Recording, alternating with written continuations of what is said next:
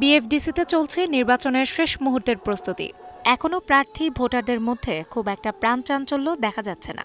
বিশেষ করে আগের নির্বাচনগুলোতে ভোটার, শিল্পী, প্রযোজক, পরিচালক সহ চলচ্চিত্র সংশ্লিষ্ট ব্যক্তিদের পদভারে সকাল থেকে রাত পর্যন্ত প্রতিদ্বন্দ্বী প্রার্থীদের মিছিল স্লোগানে মুখর থাকত বিএফডিসি প্রাঙ্গণ।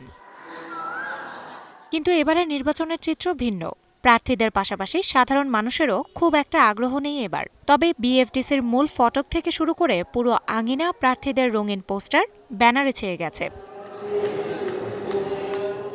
17 এপ্রিল বিকেলে মিশা ডিপজল প্যানেলের কার্যালয়ে কেউ ছিলেন না বললেই চলে। তবে অল্প পরিসরে কলি নিপুণ প্যানেলের কার্যালয়ে বেশ জমজমাট দেখা গেছে সেদিন। নাচে গানে মুখরিত ছিল চারপাশ। সেদিন বিকেলে কলি নিপুণ প্যানেলের সদস্যরা মুখোমুখি হন গণমাধ্যমের ক্যামেরায়। আমি অভিনয় করতে আসিনি, আমি চলচ্চিত্র শিল্পী সমিতির নেতৃত্ব দিতে এসেছি। সেই সুবাদে আমি এই নির্বাচনে অংশগ্রহণ করছি। আমি মনে করি যে কিছুটা ভুল বুঝাবুঝি, কিছুটা দ্বন্দ্ব বর্তমানে চলচ্চিত্র শিল্পীদের মধ্যে কাজ করছে। আমি এইটাকে নিরসন করে সকলের মধ্যে একটা সম্প্রীতি, ভালোবাসার সম্পর্ক সৃষ্টি করার চেষ্টা করব। 2022 সনে আমরা যেই চিত্রটা দেখেছিলাম, 2024 সনে এসে কিন্তু সেই চিত্রটার আভার অভির্ভূত হচ্ছিল। তার মানে কি, সেই কালো চেহারার মুখোশধারী মানুষরা পিছন থেকে কিন্তু কাজ করে যাচ্ছে। আমরা সেটা বুঝতে পারছিলাম না, কিন্তু যখনই বাধা দেওয়া হয়েছে যে প্রযোজক, পরিচালক, কোনো টেকনিশিয়ানরা ঢুকবে না, তখনই কিন্তু সবাই বুঝেছে যে সেই 22 সনের ওরা কিন্তু আবার মাথাচাড়া দিয়ে উঠেছে। আমার সভাপতি কলি ভাই দাঁড়িয়েছেন, তিনি 4 বছর কিন্তু সাধারণ সম্পাদক ছিলেন। যেহেতু নিপুণ 2 বছর ছিল, এখন তার অভিজ্ঞতা বেড়েছে। আর এরকম যখন মাথা দেখবে একজন, তখন কিন্তু তার কাজের আরও স্পৃহা বেড়ে যাবে। আর তাদের রাজনীতিক, তাদের সাংগঠনিক, আর আমি যেহেতু প্রশাসন ছিলাম, প্রশাসনিক যুগসূত্র যখন এক যুগসূত্র আসবে শক্তিগুলি, তখন কিন্তু অবশ্যই শিল্পীদের জন্য ভালো হবে বলে আমার বিশ্বাস।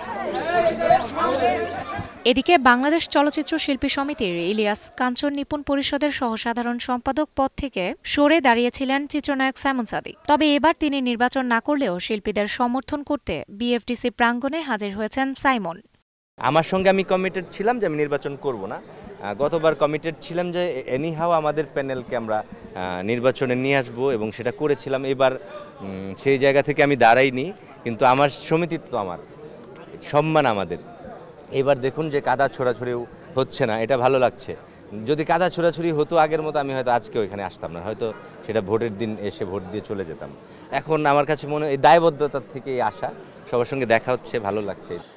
অন্যদিকে জয় পরাজয় যাই হোক না কেন, মেনে নেয়ার মতো মানসিকতা সকল প্রার্থীর থাকতে হবে বলে জানান নির্বাচন কমিশন। আমরা একটা সুষ্ঠু এবং নিরপেক্ষ নির্বাচন করব। সেই নির্বাচন কারো কাছে গ্রহণযোগ্য হোক না হোক, আমরা আমাদের নির্বাচন করে দেব।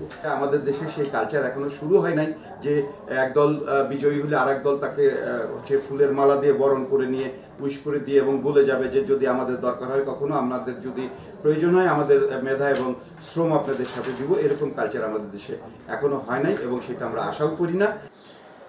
সুষ্ঠু এবং সুন্দর নির্বাচন করতে প্রথমবারের মতো নির্বাচনের দিন থাকবে মোবাইল কোর্ট। নির্বাচনের দিন যদি কোনো প্রার্থী কোনো নিয়ম ভাঙে, তার জন্য শাস্তির ব্যবস্থা করা হবে বলে জানান নির্বাচন কমিশন। একটা সমিতি নির্বাচন আমার মনে হয় বাংলাদেশেই প্রথম যে আমরা একটা মোবাইল কোর্ট দিচ্ছি। ম্যাজিস্ট্রেটের নেতৃত্বে মোবাইল কোর্ট থাকবে, যে মোবাইল কোর্ট হচ্ছে যে ভ্রাম্যমাণ আদালতের মতো কাজ করবে। এবং আমরাও পাশাপাশি আমাদের কমিশনও অ্যাক্টিভ থাকবে। কমিশনেও যদি কেউ প্রমাণ সহকারে যদি কোনো তথ্য দিতে পারে, কোনো অভিযোগ দিতে পারে, এবং সেটা প্রমাণিত হলে আমরা সেটারও ব্যবস্থা করব। সর্বোচ্চ শাস্তি যেটা আছে সেটা হচ্ছে যে যদি আমরা কোনো প্রার্থীর হচ্ছে যে অবৈধ লেনদেন আমরা যদি মানে কেউ যদি এখানে করে, তাহলে সেই প্রার্থিতা বাতিল হবে। এবারের নির্বাচনে নিষিদ্ধ করা হয়েছে সব রকম ইউটিউব চ্যানেল। সমিতির অভ্যন্তরে প্রবেশ সম্পূর্ণভাবে নিষিদ্ধ করেছেন নির্বাচন কমিশন। আমরা এবার একদম ইউটিউবারদের সম্পূর্ণ নিষিদ্ধ করেছি, কন্টেন্ট ক্রিয়েটরদের সম্পূর্ণ নিষিদ্ধ করেছি, এবং যারা ব্লগ বানান তাদেরকে নিষিদ্ধ করেছি। শুধুমাত্র নিউজ চ্যানেল, শুধুমাত্র টেলিভিশন চ্যানেল, শুধুমাত্র হচ্ছে অনলাইন পোর্টাল, এবং শুধুমাত্র প্রিন্ট মিডিয়া।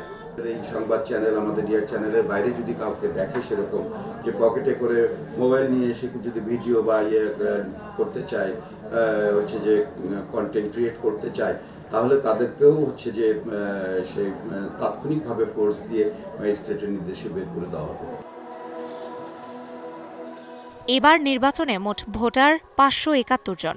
এর মধ্যে নতুন ভোটার হয়েছেন ৫০ জন। জায়েদ মিশা প্যানেল ক্ষমতায় থাকাকালে অনেকের ভোটাধিকার বাতিল হয়েছিল। এরপর কাঞ্চন নিপুণ প্যানেল বিজয়ী হয়ে এসে উচ্চ আদালত থেকে ১০৩ জন ভোটাধিকার ফিরে পান। ধারণা করা হচ্ছে নতুন এবং ফিরে পাওয়া মিলে মোট ১৫৩ জনের ভোট এবারের নির্বাচনে প্রভাব ফেলতে পারে।